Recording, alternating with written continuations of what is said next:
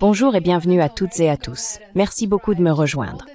Si ce n'est pas déjà fait, abonnez-vous à World Affairs in Context sur Substack et Patreon pour accéder à du contenu supplémentaire et rejoindre notre communauté.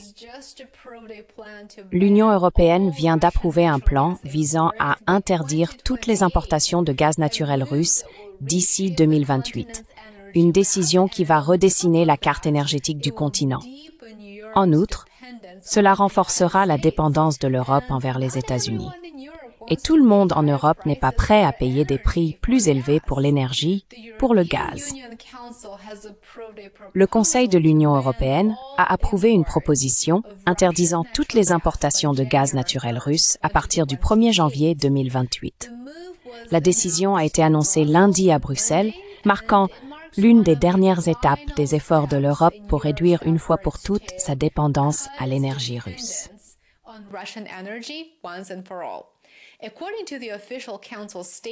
Selon la déclaration officielle du Conseil, l'interdiction s'appliquera à la fois au gaz acheminé par pipeline et au GNL. La suppression progressive se fera par étapes. Aucun nouveau contrat ne sera autorisé à partir de 2026 et tous les accords d'approvisionnement à long terme prendront fin d'ici 2028. Nous verrons dans un instant ce que cela signifie pour la Hongrie et la Slovaquie. Pour que cette mesure soit efficace, une étape supplémentaire est nécessaire. Elle doit maintenant être approuvée par le Parlement européen, qui d'ailleurs plaide pour une position encore plus stricte. Il demande une interdiction totale un an plus tôt, croyez-le ou non, à partir de 2027. Reste à savoir si cette initiative est en phase avec la réalité sur le terrain dans l'UPE, confronté à d'importantes difficultés économiques et à un ratio dette-PIB en hausse en raison de la militarisation de l'Europe. Voilà de bonnes questions à poser au Parlement européen, j'imagine.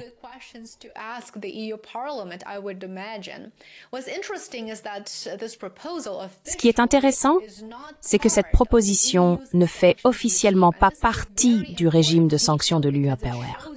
Et c'est un détail important, car cela montre comment l'UE se fragmente de fait et comment elle doit contourner ses propres règles et réglementations pour atteindre son agenda politique.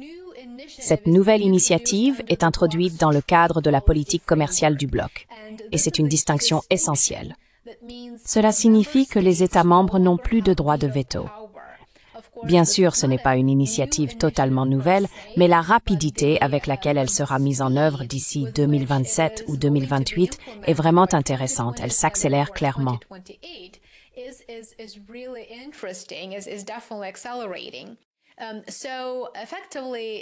Ainsi, en pratique, au lieu de la procédure habituelle, la mesure a été adoptée à la majorité qualifiée, ce qui a permis à l'UE de contourner les objections de la Hongrie et de la Slovaquie, deux pays qui résistent depuis longtemps aux efforts visant à éliminer progressivement le gaz russe. Bruxelles a décidé d'aller de l'avant, même sans le consentement des 27 membres. On voit donc comment l'UE se fragmente. Elle est de plus en plus divisée et met désormais en œuvre des politiques qui ne tiennent pas compte des opinions ou des besoins des États non alignés. Tout le monde doit être belliciste et tout le monde doit soutenir la militarisation au détriment des dépenses sociales, comme c'est le cas de l'Allemagne par exemple. Et tout le monde doit soutenir l'agenda politique des élites.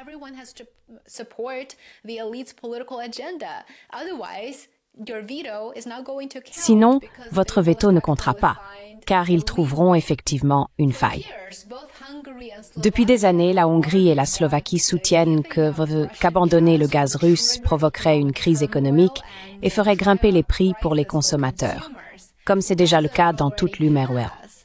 Mais pour d'autres capitales européennes, l'agenda politique l'emporte sur la logique économique. Cette décision marque probablement la fin de la dépendance de l'Europe à l'égard de l'énergie russe, du moins pour l'instant.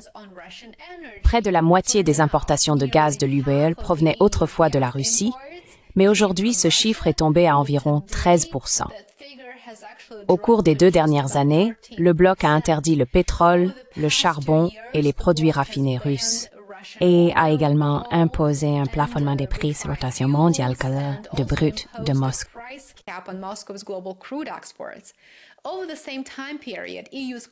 Au cours de la même période, le coût de la vie dans l'UE a grimpé en flèche, comme vous le savez très bien.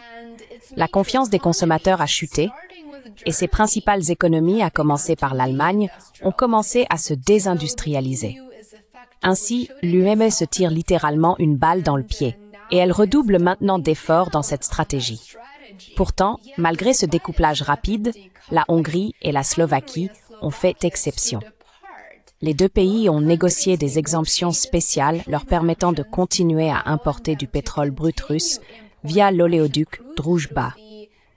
Ils ont également bloqué à plusieurs reprises les tentatives de sanctionner les secteurs gaziers et nucléaires de Moscou, affirmant que les alternatives n'étaient tout simplement pas viables, et ont plaidé pour que l'UE cesse de financer la guerre par procuration menée contre la Russie via l'Ukraine.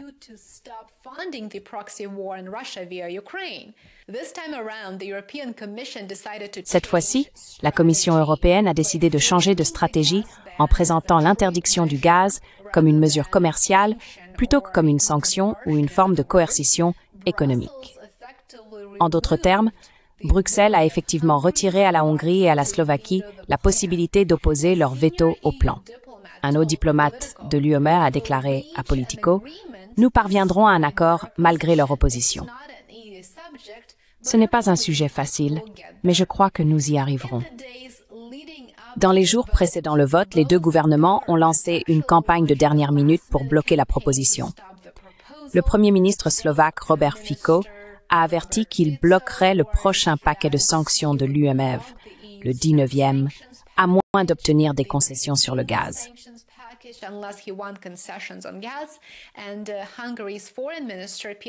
Le ministre hongrois des Affaires étrangères, Péter Szijjártó, a qualifié la proposition d'attaque directe contre la sécurité énergétique de la Hongrie, affirmant qu'elle menace l'économie du pays et les faibles coûts des services publics dont dépendent les familles hongroises. La Slovaquie a exprimé une indignation similaire. Le Premier ministre Fico qualifiant la politique énergétique de l'UE de démarche idéologique insensée.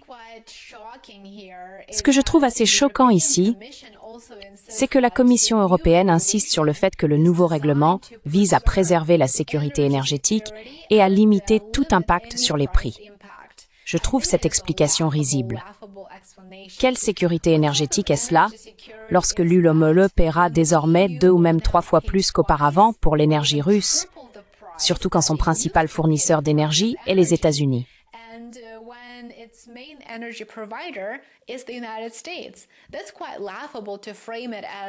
C'est assez risible, à mon avis, de présenter cela comme une question de sécurité énergétique et comme une victoire. Pour la Hongrie et la Slovaquie, la transition ne sera pas simple, inutile de le préciser. Les deux pays restent liés par des contrats à long terme avec Gazprom, l'exportateur public de gaz russe, la Hongrie jusqu'en 2036, si je ne me trompe, et la Slovaquie jusqu'en 2034. Ces accords sont donc de longue durée, et ils vont désormais être effectivement démantelés dans les 2 prochaines années seulement.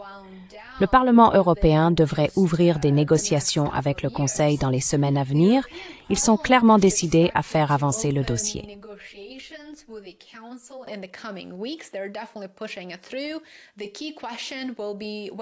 La question clé sera de savoir si la date limite finale reste fixée à 2028 ou si elle sera avancée à 2027.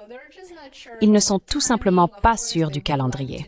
Bien sûr, ils aimeraient le faire plus tôt que tard, donc nous devrions nous attendre à 2027, je dirais.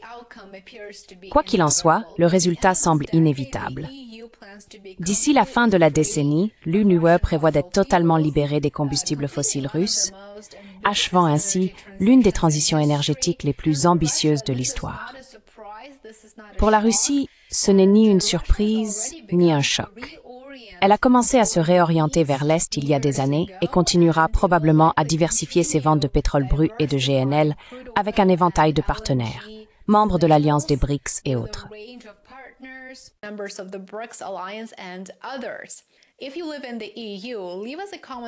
Si vous vivez dans l'UE, laissez-nous un commentaire ci-dessous et faites-nous part de vos réflexions sur cette question. Je serais très intéressée d'avoir votre avis sur la transition vers d'autres sources d'énergie et sur les coûts qui y sont associés. Merci beaucoup d'avoir regardé la vidéo aujourd'hui. J'espère que vous envisagez de soutenir mon travail. Cela compte énormément. Abonnez-vous ici, sur YouTube, Substack et Patreon. J'aimerais aussi vous retrouver sur mes autres plateformes de médias sociaux. Vous trouverez les liens dans la description ci-dessous. Passez une excellente fin de journée et à très bientôt. Prenez soin de vous.